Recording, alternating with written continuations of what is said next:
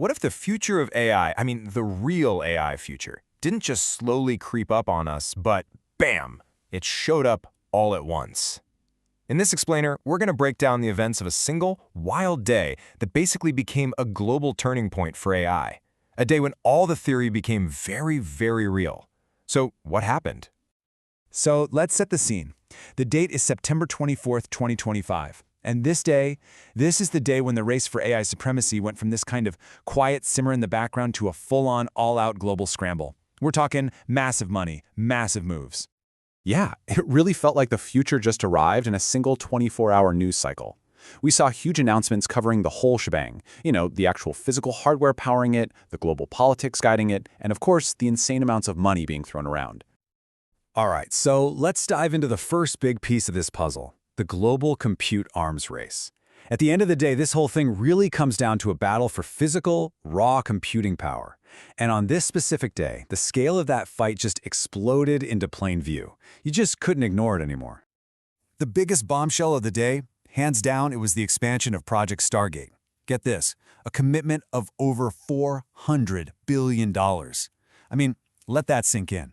This isn't just some big corporate project. We're talking about nation building, but on a tech frontier. It's like they're building the next essential utility for the entire 21st century. So you might be asking, what does $400 billion actually get you? Well, it buys a whole lot of power, almost 7 gigawatts of it. And just to give you some perspective here, a single gigawatt, that's enough to power nearly 900,000 homes for a whole year. So yeah, we're talking about an absolutely insane amount of raw computing muscle. And just when you think that's the craziest number you'll hear all day, Sam Altman from OpenAI drops another one. He lays out this vision for an AI factory that could churn out 1 gigawatt of new AI infrastructure every single week. Think about that. This totally changes the game. It's not about building a few data centers anymore. It's about creating a non-stop industrial production line for intelligence itself. And look, Altman's own words say it all, right? He calls it the coolest and most important infrastructure project ever. And that tells you everything you need to know about the thinking behind these crazy investments. The belief is that the demand for AI compute is basically bottomless. It's infinite. The only thing holding it back is how fast we can physically build this stuff. And, a move like that doesn't just happen in a vacuum, of course not. On the very same day, you see China's Alibaba fire back. They announced they're jacking up their own AI spending and getting even cozier with NVIDIA. But their focus is a little different. They're aiming at physical AI, humanoid robots. And just like that, boom, the global compute arms race is officially and very publicly on. But, and this is a huge but, all of this incredible ambition is running headfirst into a brick wall.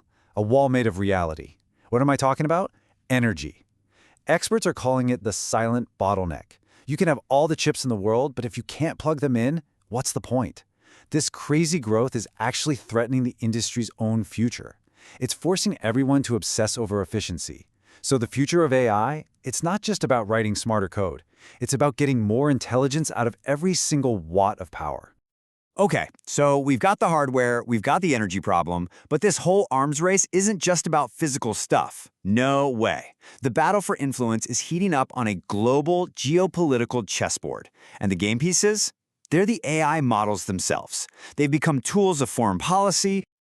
And this is where you see a really clever two-pronged strategy coming from the West. On one side, you've got Meta's Llama doctrine. The idea here is to use their open-source models to create this big, friendly alliance with partners like NATO and the EU. It's all about collaboration. Then, on the other side, you have something totally different, the OpenAI for Germany deal. This is for countries like Germany that are super strict about data and want total control. It gives them a secure, sovereign version. The key takeaway here is that these aren't opposing strategies. No, they're two different tools for the same job, maintaining influence. So what does this all mean? Well, it means the whole idea of open source is being turned on its head. It used to mean open for everyone. Not anymore. It's becoming a political tool, a tool of statecraft. We're basically seeing the birth of a new idea, allied source tech. The idea that, yeah, it's open, but only to your friends, only if you're on the right team geopolitically. Naturally, all this drama, the arms race, the politics, it sent massive shockwaves through the financial markets. Because the battle for AI isn't just about tech, it's also a battle for money, for capital. And investors, well, they're reacting and placing their bets in a really interesting, specific way. What we're seeing is something called a barbell strategy, and it's a really cool way to think about it. Imagine a barbell, right? On one end, you've got the heavy, safe, predictable weights. On the complete opposite end, you've got these wild, high-risk, high-reward moonshots. And in the middle? Not much. So, let's look at one end of that barbell, the safe bets. This is where you see private equity firms swooping in. They're buying up solid, established companies that are providing the picks and shovels for this AI gold rush. We're talking things like developer platforms, ad tech, the boring but essential stuff. These are real businesses that make real money today. Now, let's swing over to the other end of that barbell. This is where things get wild. This is the VC money, and it's all going into the moonshots. $1 billion for a company building humanoid robots? That's what we're talking about.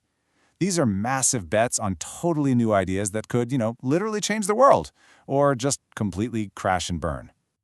But wait, underneath all this hype and all this money, there's a really important reality check about how AI is actually being used right now.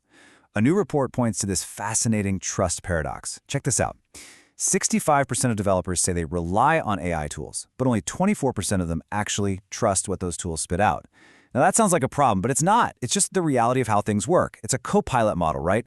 The human is still in charge, but that gap, that big gap between how much we use it and how much we trust it, that's a huge risk for all those crazy moonshots we were just talking about. So, let's step back. After a whirlwind day like September 24th, where does that leave us? Well, it leaves us with a bunch of incredibly powerful forces that are all pushing and pulling against each other, creating three really critical tensions. And these tensions, they're going to be what defines the next chapter of this whole AI story. First up, scale versus sustainability.